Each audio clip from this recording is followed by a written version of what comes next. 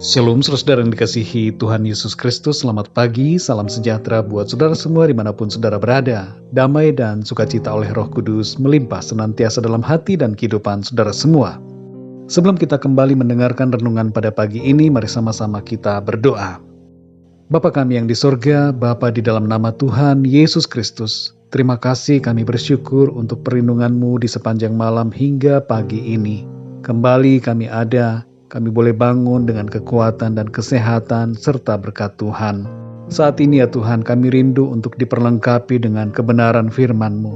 Jamah setiap kami ya Tuhan, buatlah kami mengerti akan maksud dan kehendak-Mu bagi kami. Terima kasih ya Tuhan. Dalam nama Tuhan Yesus kami berdoa. Haleluya. Amin. Saudara yang dikasihi Tuhan, ayat renungan kita pada saat ini terdapat di dalam 1 Korintus 1 ayat 18. Tertulis demikian. Sebab pemberitaan tentang salib memang adalah kebodohan bagi mereka yang akan binasa. Tetapi bagi kita yang diselamatkan, pemberitaan itu adalah kekuatan Allah. Saudara yang dikasihi Tuhan, apa yang kita lihat dari sebuah salib? Apakah kita melihatnya dengan menyadari makna yang ada di dalamnya?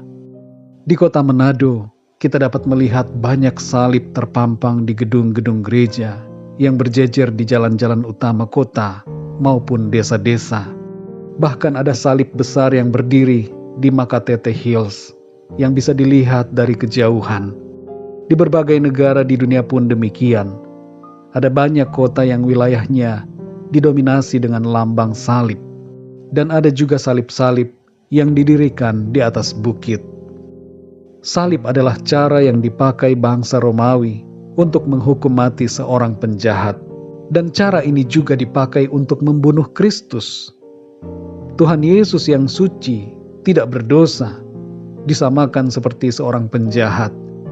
Ia menanggung kehinaan dan penderitaan yang tidak seharusnya ia tanggung.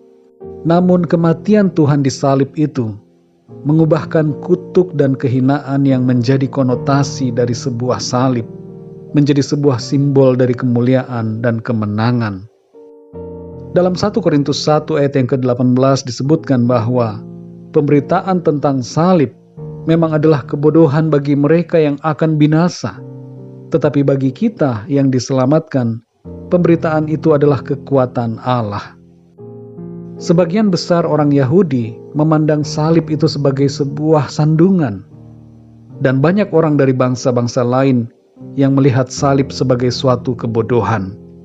Tapi bagi kita yang percaya dan diselamatkan, berita tentang salib itu adalah kekuatan Allah.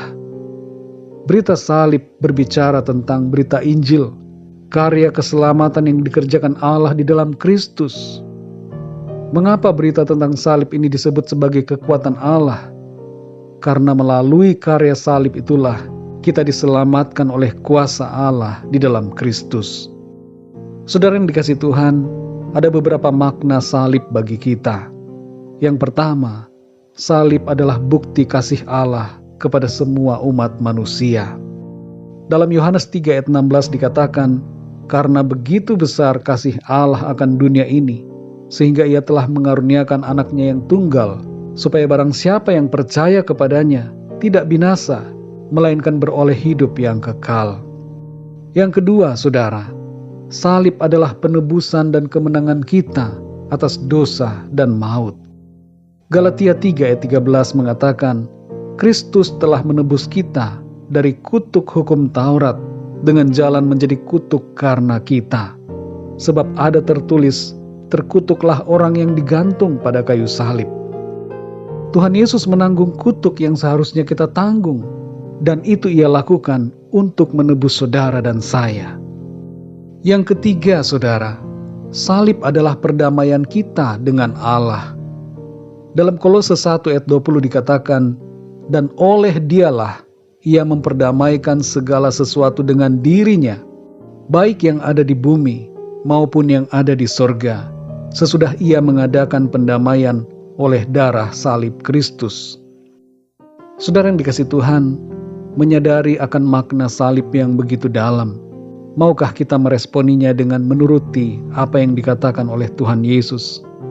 yaitu memikul salibnya setiap hari. Salib bagi kita secara pribadi terhadap Tuhan adalah berbicara tentang kerelaan kita untuk menderita bagi Tuhan, yaitu menyalibkan kedagingan kita dan hidup menuruti perintah Tuhan. Biarlah salib ini bukan hanya dari Tuhan kepada kita, tapi dari kita kepada Tuhan. Berita tentang salib adalah kekuatan Allah yang menyelamatkan setiap kita yang percaya kepadanya. Mari kita berdoa, saudara. Bapa kami yang di sorga, Bapa di dalam nama Tuhan Yesus Kristus, kami mengucap syukur Tuhan oleh karena firman-Mu yang mengajar kami pada saat ini, untuk kami mengerti akan arti salib-Mu. Bagi orang-orang yang akan binasa, berita salib-Mu dipandang sebagai suatu kebodohan.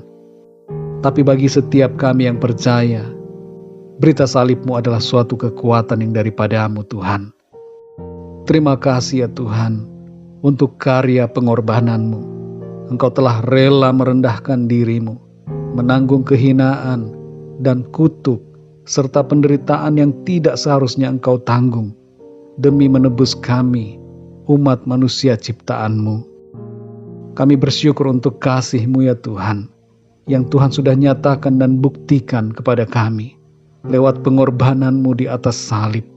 Tolong kami ya Tuhan, supaya sebagai umat-Mu yang sudah Engkau tebus, kami juga memikul salib setiap hari, menyalibkan kedagingan kami, dan hidup menuruti kehendak-Mu atas kami. Kami telah disalibkan bersama-sama dengan Engkau ya Tuhan Yesus, dan kami telah mati dan telah dibangkitkan untuk hidup yang baru di dalam Tuhan. Terima kasih ya Tuhan, kami bersyukur untuk firman-Mu. Berbicaralah terus kepada kami ya Roh Kudus. Berikan kami pengertian untuk dapat semakin memahami akan kehendak Tuhan. Di sepanjang hari ini kami mohon pimpinan dan penyertaan-Mu dalam segala aktivitas kami. Tuntun kami ya Tuhan, supaya kami senantiasa memuliakan Tuhan dalam segala pekerjaan kami. Kami berdoa untuk setiap dari kami yang sedang mengalami masalah dan pergumulan hidup, sakit penyakit, dan berbagai persoalan lainnya. Jamah ya Tuhan, berikan jalan keluar, nyatakan kuasa dan mujizat-Mu, sembuhkan yang sakit, kuatkan yang lemah, dan berikan pertolongan-Mu bagi setiap kami yang mengalami masalah dan persoalan. Kami percaya Tuhan, Engkau menjawab setiap permohonan doa kami. Bahkan Engkau menjawab lebih daripada apa yang kami doakan. Terpujilah nama-Mu ya Bapa. Dalam nama Tuhan Yesus Kristus, Tuhan dan Juru Selamat kami berdoa dan mengucap syukur. Haleluya. Amin. Puji Tuhan, saudara yang dikasihi Tuhan, saya percaya firman Tuhan menjadi berkat dan kekuatan buat saudara semua. Dan Roh Kudus akan menolong saudara untuk lebih lagi memahami kebenaran firman Tuhan. Tuhan Yesus memberkati saudara semua. Sampai jumpa dalam renungan yang berikutnya. Haleluya.